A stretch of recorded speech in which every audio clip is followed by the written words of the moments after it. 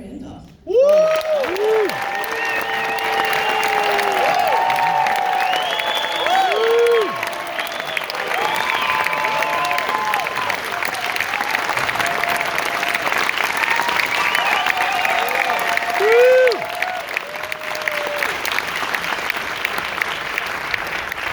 Next, Dominic Sessa.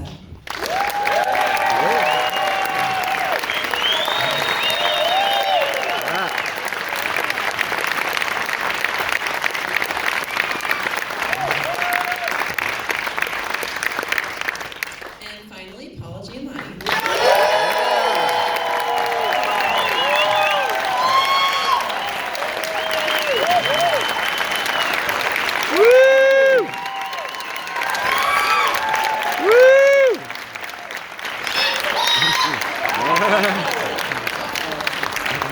Get your own paint pool in here. Well, I'm glad everyone feels the same way I do about this film. It's very, very special. I'd love to hear how each of you was approached by Alexander Payne and what sort of his pitch was to you. Obviously, Paul, you have a long-standing relationship with him, so I'd love to start with you. Yeah, I mean, we tried to do other things over the years. What happened over there? I dropped my water, but I'm sorry. That's all right. Things didn't happen. Things didn't work out. And then he sent me a rough draft of this thing. He said, I have a thing I think you might like that I have you in mind for a while ago. It was a long time ago, several years ago. And we just couldn't get the schedule worked out. And finally it did. It was just that, and nothing more elaborate than that. He said he wrote it for you. Does he tell you that when he brings it to you? He did tell me that with this, yes, which I found interesting once I read the character. I found that very curious that this was a character made for me. I couldn't figure out why on earth this was supposed to be for me. But it was, I think, I don't really know what he means, but I do know what he means by that, because I think he thought he was drawing a lot of stuff from my background. I went to a place like this, I grew up around folks like this, academics that smell like fish. And, it was just, I think he thought you have a relationship to this kind of thing already, and I think it was that kind of thing, yeah. Damon, please tell me about how you were first approached by him. I got a call from Alexander, and he described his character to me. And I was like, well, she sounds great. And he was like, no, I think you could be great as this character. And I was like, oh my gosh, okay. And so he gave me the script, I read it, I liked it, we talked about it a little bit more. I wish I had a more eventful, and then, it wasn't. No, but I will say this, I was very humbled and honored the fact that I think what he did relay to me was that in him seeing Dolomite, that there was something about that character, me working with Eddie Murphy, that he felt connected to in some way and thought she might have, the stuff needed to do this role, which I think says a lot about him and his skill. Because I do think, and I don't know if we talk about this enough, I think he has a great skill in selecting super good cast members, and I think that's why you guys love his movies so much, because this chemistry is real, and this is sad, right? So you guys know, right? Let's be honest. You don't work with people and you don't like them. In this situation, we actually like each other. And so I think there was something with the chemistry that I think he just has an innate gift with. So yeah, he approached me, he thought, I think based off of that, he thought it could be a good idea, and we were off to the races from there. This guy has the amazing Dom's got the dramatic. We got the boring stuff. This guy. This is Dominic's feature film debut. What a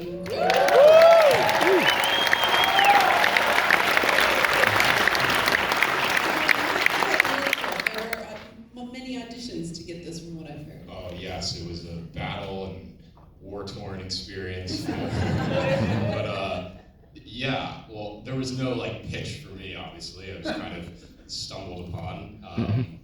But yeah, I sent in my initial audition, I guess, through the casting people. Susan Shotmaker was the casting director. She came to Deerfield to meet some of the students there, myself included. Did you see like a flyer in the dining hall or something? No.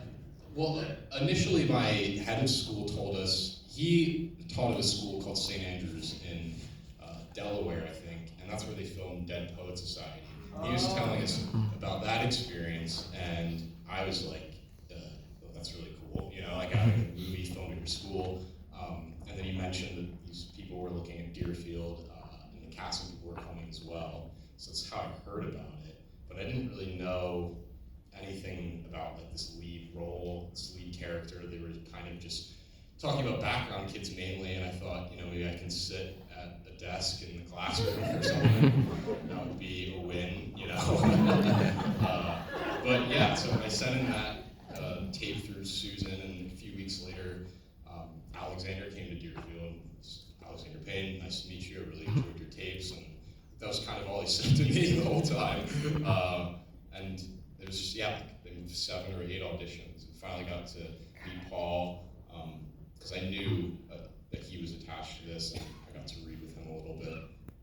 And then finally got to meet Divine when I was officially a part of the crew, and hit the ground running there. Well, I'll say this just really quick. When Alexander and I were talking about it, he told me then that he said there's 2 guys, and he was like, one, you know, an actor who's been in the industry, it'll work. He's like, but there's this other kid, and he's really quite special. He goes, it would be his first time, and I'm really leaning towards him, but I don't know. And I was like, Follow your gut. Yeah, he showed me his tape. And he did the scenes, he did them great, but then there was also just you sitting talking into the camera, and I was like, oh, look at that kid's face, man. I was like, what an amazing, this kid is unbelievable. Yeah, truly. So I was like, this is where you should do this. Yeah. It also felt like, you know, he's making a 70s movie. I was like, do the 70s thing and go with the person who's unknown. Just take the risk.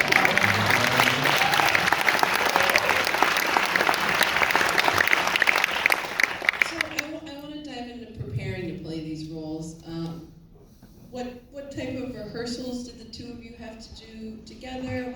How does Alexander sort of set you up to succeed with these sorts of performances?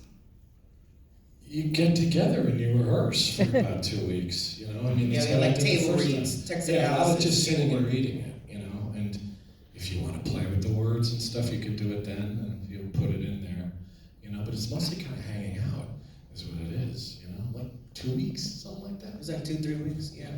And the 2 of them, for me personally, just like did a great job of making themselves available. Like neither of them, as soon as we started, it's not like they disappeared when we were done doing a scene, you know. I'll pay my trailer down. Yeah, exactly. Like I'll talk to you, but no, like both of them, the whole time were available for me to talk to and ask questions, and especially Paul in particular was cool just because, like you said, he went to a school not that early, but sort of closer to that time. So it was cool to, especially being in a lot of those places, to talk to him about that stuff. Well, tell me a little bit about that. What were you able to pull from your own history into this character? Well, you know, a lot. I did go to a school like this, and only about 10, 11 years after this takes place. So a lot of those men, all men, were still at that place, and they were 10 years more bitter than that. And so it's like, you know, they're intense, and it was a real type, and they played a type. You know what I mean? They play the role of the hard ass like that. It's their thing. You know, it's this idea of being this rigorous British schoolmaster kind of thing. And so I had guys like this, for sure. One guy in particular was very much this kind of pasty little comb-over of a man. Mustache and smelled like an ashtray, you know, and was kind of a mean guy, but was a good teacher. And Alexander makes this really great distinction between niceness and kindness. And that this guy isn't necessarily nice, but he is kind. And it was true of a lot of these teachers. You know, I remember those guys very well, getting a good education from them. they're rough places. I don't think they're the same anymore, but yeah. Damon, tell me about your own research. We've talked before, but tell me, how did you build the character for yourself? In general, when I create characters, a lot of times I like to take from my own life, as well as I like to take of actresses or historical figures and try to like subliminally implant them in. For you guys to figure it out, and for your enjoyment. But no, yeah. So a lot of like, my mom is in there. My grandma, the glasses are my grandmother, not my grandmother's glasses, but I was like, this is my grandmother's glasses. Props, can we make it happen? And like I will say this: location and props department, as I hope you can see, was bar none. I mean, you open up a drawer.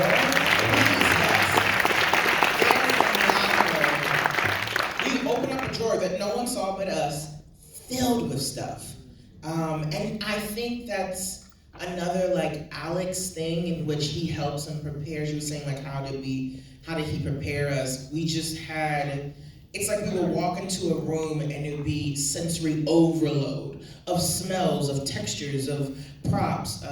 We filmed natural light in actual cold. The snow was real. Yeah. No sets. You know what I mean? So it was very viscerally do there. things too, like he'll be like, what do you think the guy would have on the set? What do you want on the set? I was like, crappy paperback mystery novels, because that's the guy's like vice. Is that he reads crappy paperback. So there's a ton of them, but you never see them. But it's there for us. They're there. Yeah. Even with wardrobe and costumes, the detail, and like I wanted you to want to like reach out and touch her or like give her a hug. So like textures and warmth and coziness. I was just basically playing on your emotions and trying to make it work to my advantage. But no, really, of like, you know, trying to have a connection. And then in regards to the grief stuff, I mean, unfortunately, everyone in this room has dealt with grief and loss. And so what I tried to do specifically was, I knew I didn't want to have just one note of like sad, depression. Because also, I don't think you guys would want to be around me at all. Like, that would be horrible to just be moping about all day on set. And so, like, I did the opposite. I would be like chipper and giggly and jokes and like whatever, so that when the time was ready to do that, I had a reservoir to give that, if that makes sense. But yeah, in regards to the grief, I just, for me, I wanted to chart all the stages of grief from start to finish. Because I thought about the viewer that would watch it if someone was going through loss or something like that, that it wouldn't be like, well, I can't identify with this because she just showed, I don't know, denial. Do you know what I mean? So I wanted it to be something that people could watch and at some part in the movie identify with her and connect with her. So. Yeah, I mean, these characters are so incredibly layered. I think that's what makes them so special in the way you all are able to deliver that. Dominic, you know, as the newbie here, and I know Alexander Payne is such a cinephile. Did he give you homework? Did you have to study 70s films? What was sort of your prep?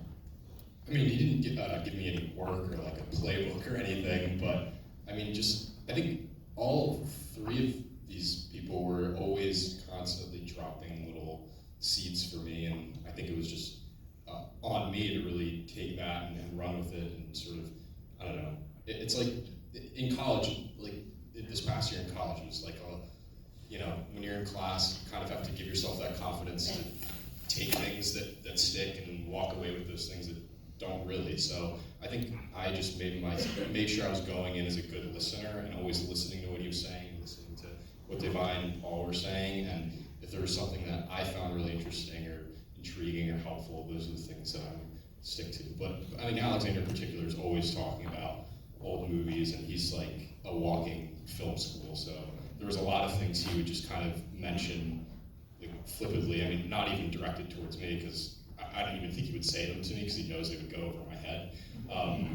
But just talking to other people on set, and I could pick up on those references and study those a little bit. Yeah. And an interesting connection that Giamatti pointed out to me is you and Paul both went to Yale School of Drama, years apart, but you mentioned that it sort of creates a common language on set. Can you talk? I said that, Paul, I don't know, because when we were in London, I said this in an interview in London, he was like, yeah, and I was like, wow, I've been saying this. No, I think the more important thing is it's like a boot camp experience. We shared the experience of going through that place. We had different instruction, and somehow I think it was more just we naturally understood each other anyway. You know what I mean? It was like something about you just was familiar to me. I was like, I know how this person. No, it's like, wow, this person is amazing, and I just feel completely. We never talked about anything. No, And it's the kind of thing, I love that when you walk in, you have to talk about anything. You just start watching the Newlywed Game, and you talk about a thing. And it was great. But that was magic. The experience of going to Yale, I think, made us on the same page in a way. We went through the similar experience of that. The curriculum at the core, Yeah. I think, was this enough that, like, okay, so, right, it's like, if I go do a movie, let's say, and I hopefully am getting the opportunity to work with someone more established than me, right? Like a Paul, like a Eddie Murphy, like a Sandra Bullock. What I've been doing lately is that almost like, I've said this before, it's almost like that first week for me is almost like the first round of a boxing match, right? Where I'm just like, I'm observing like, okay, you move here, got it, you throw the punch there, your Achilles is this, not that I'm like, got you, but you know what I mean, in the sense of, to get to understand them. Because I'm at where I'm at, and where I'm at on the call sheet, I'm not gonna sit here and be like, well, actually, Sandra Bullock, my process is X, Y, and Z.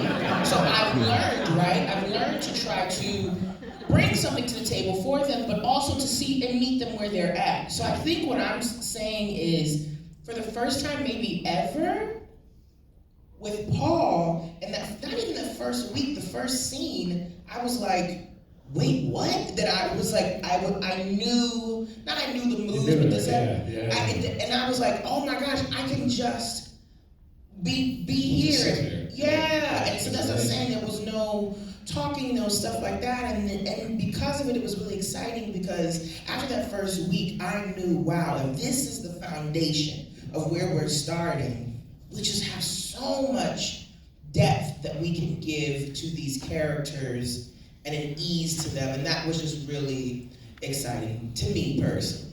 I don't know about him, but it was very exciting to me that it was special. You don't often get that, and if anything, it's more a negotiation. The whole process of filming, of like getting to know that person. Waste a lot of time. But I would say the same was even for Dominic. Yes, I was just gonna say, I actually felt the same way about you too. I mean, it was. I think it was interesting because this was prior to, I was a senior in high school, and after doing this was my first year in drama school, so it was really interesting sort of hearing that.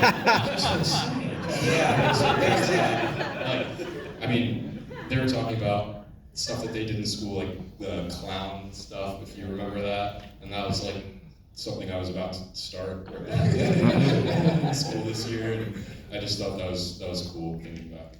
We shot at Deerfield Academy where Dom went to school, and you'd sleep in your own dorm room when we were done, didn't you? Yeah, well, I walked with my friends, because I had the privilege of sort of sharing a connected room with one of my best friends my senior year, and we had sort of like a big suite. So when I left to go do this movie for the whole winter, they turned my room into a kitchen and like made it into sort of like an apartment for this kid. And they had a couch in there and we were playing video games in my room. So I went in there when we were there and I like grabbed some of my things.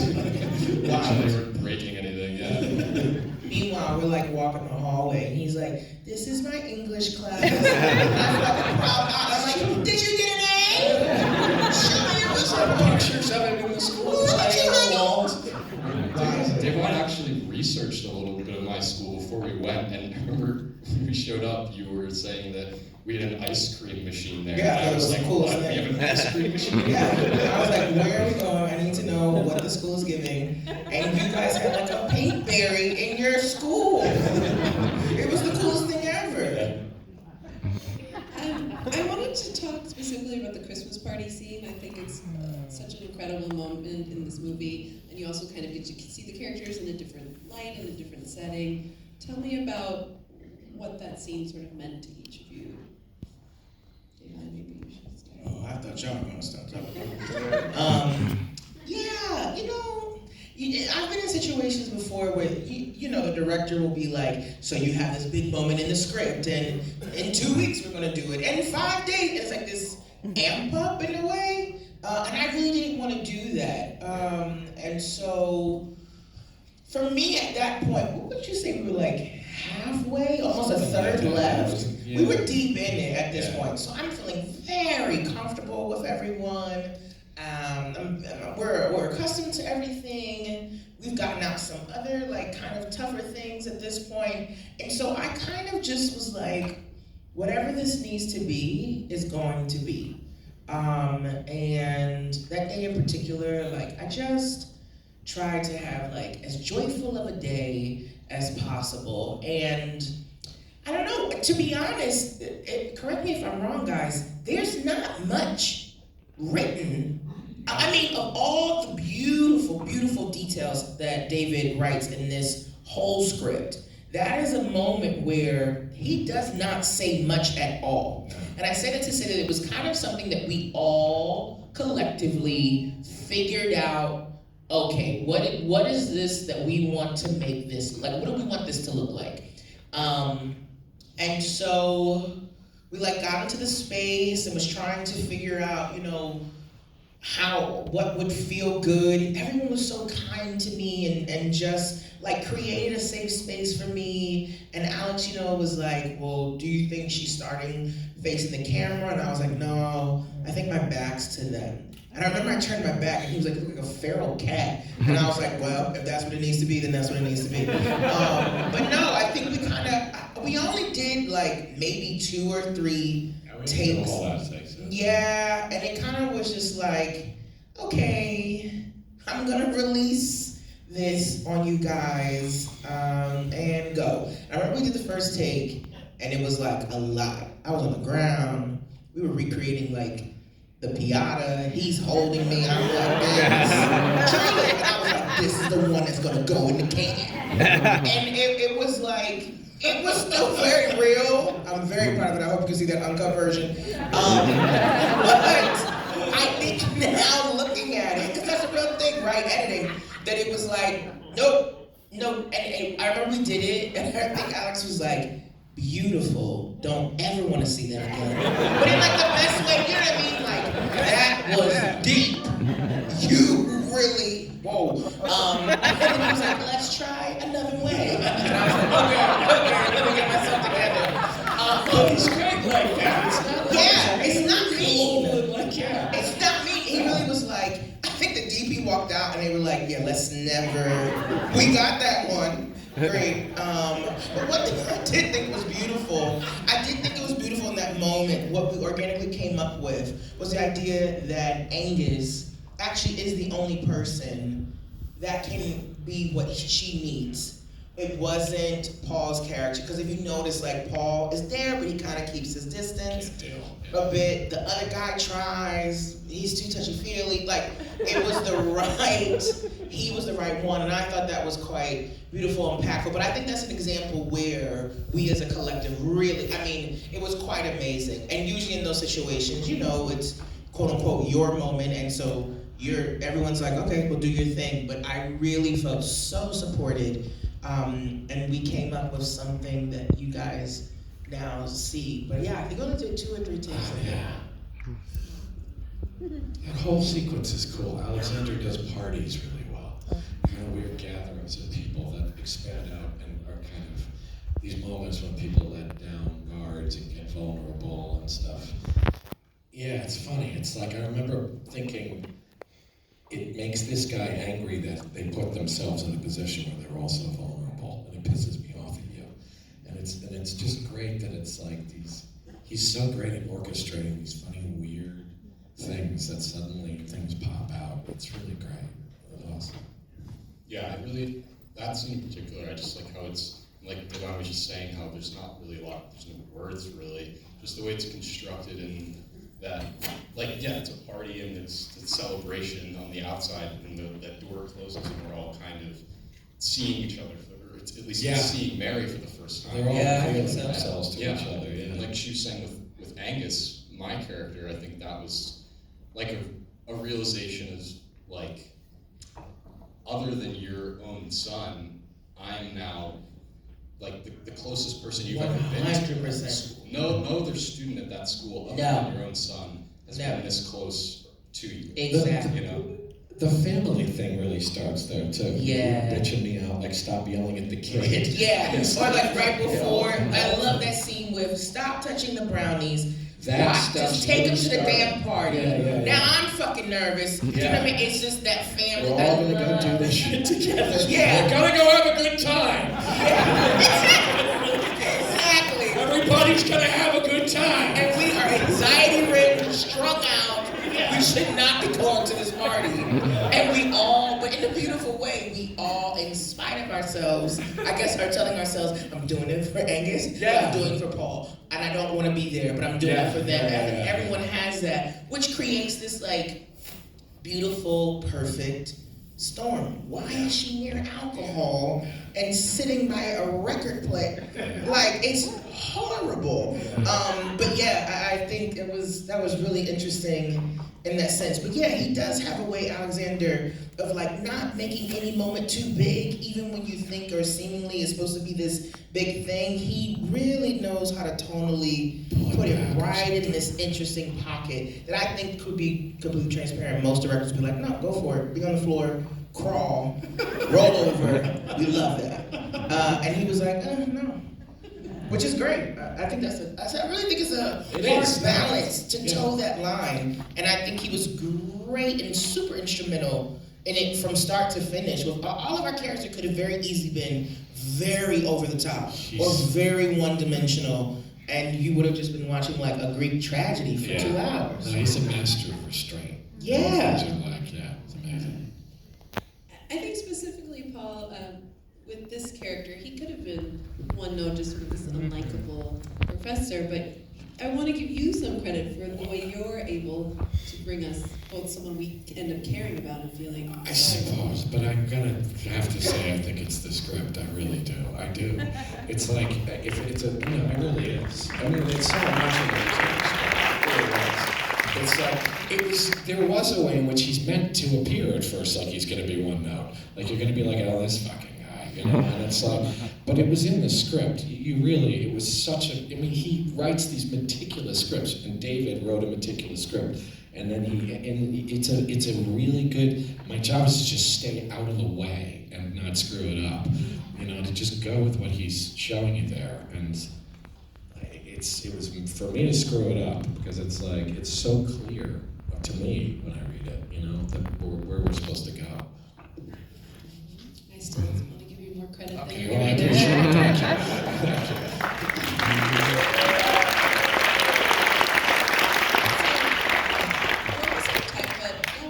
With this being your first film, it's quite a high bar. People are wondering what's next for you. He better go to college. Stay in school. Yeah, I definitely want to finish school. I mean, no, like, I'm not really in any rush, I guess, to do another movie or something like this anytime. I mean, like, something. These come along all the time. Right, yeah. But I mean, no, as far as acting, I really would love to get on stage. I'd love to do something on stage sometime soon. You know, get back to the basics, the fundamentals, I guess, a little bit. Exercise some of the things I've been learning in school. But yeah, I'm enjoying this right now, trying to be present and take all of this in and learn what I can from it all for now.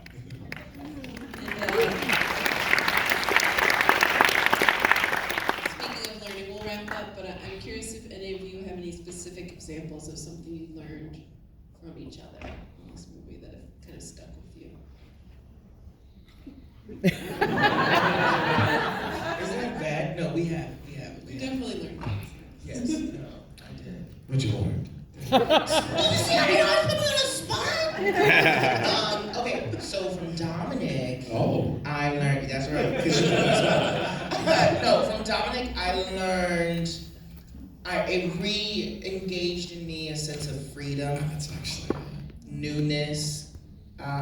He was fearless. Yeah. He is fearless. I know I could not have done this if I was in his situation at this age, and no. And so I definitely learned a sense of ferocity and ferociousness. He just tackled, it's like he blindly went into the line of fire, and it worked so beautifully. So I say I would have that from him. From Paul. Oh no.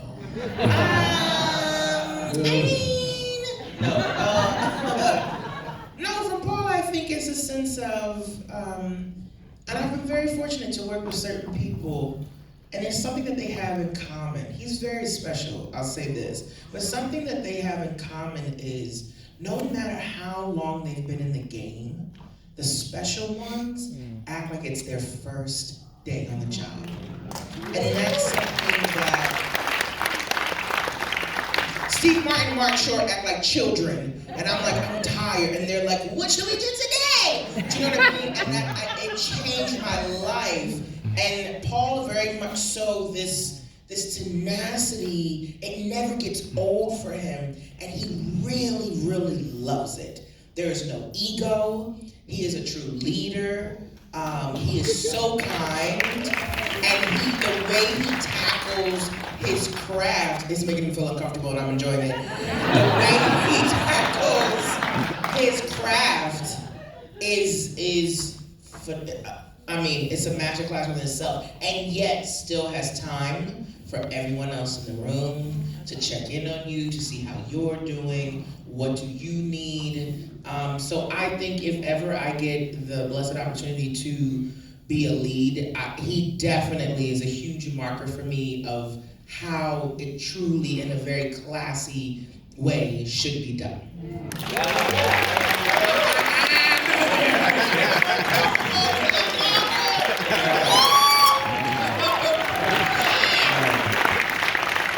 That's Yes, it works. No, but I was going to say, actually, that fearless thing you're talking about him, throwing yourself on the fucking floor and doing all that stuff was astonishing. You had unbelievable guts, and constantly, and it was so insane. And your ability, your flexibility, I was like, I can't be so open to going with all these polarities constantly inventive, like so chill and just like taking it all in, fucking amazing. And then the balls to like do the stuff you were doing. I don't have it. It's amazing. I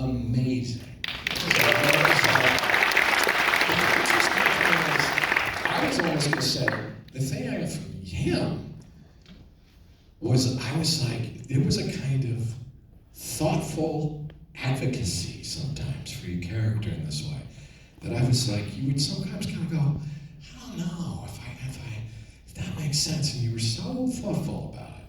And I was like, I've been doing this a long time, and I'm like a trick dog in some ways. I'm just like, well, you want me to go? What do you want me to do? And I'm like, I can do that, I do this thing, and then, okay, you want me to do something else? I'll do something else. And I just like kind of like, and I would stop all of a sudden up against this guy who was like, no, maybe we think, and I'm like, fucking hell, man, you're right. Actually, I think, well, that's huge, and that's not something, man, I don't think that's something to be taught. And it's not, you already had a level of professionalism that was, like her, that was like, wow, but there was a kind of thoughtfulness that I forgot about in a lot of ways. I don't let myself do, because I'm like, I gotta get it done, I gotta get home, I gotta get. You know what I mean? And it's like, you know what I mean? There was something so thoughtful that was really awesome to be around. Yeah, I think, well, that's my compliment. Dayline, I mean, if you notice for me any sort of advocacy for my character, well, you and Alexander are a special case, but like, Divine was our first time working with Alexander as well, so I was kind of looking to her to figure out how does she, figure out a language with this guy and how to communicate with him, and her, like you were saying, like throwing yourself on the ground, it's like, I by the end of it, I had the confidence to do like Yeah. cartwheels and Yeah, stuff. You know what I mean? So it's like all of that. That's It's right. awesome. That's a direct, result of working with Dave Ryan and Paul. I think you. Go down. You don't have to take it. Make him cry. I think the simplest thing was just the ability to let things go, and that was a really big challenge for me. It's like, you finish doing these things, and it's all kind of high intensity a little bit, and then you walk out of it, and then you're thinking, well, maybe I could have tried it that way, or was that really the right choice? And I would talk to you about those things, and you would just be like, it's fine, it's right, because that's what happened when we were doing it, Can't do it wrong. Exactly. So, I mean, you really allowed me to trust myself, which was huge. I needed that. That's good. Yeah, sure.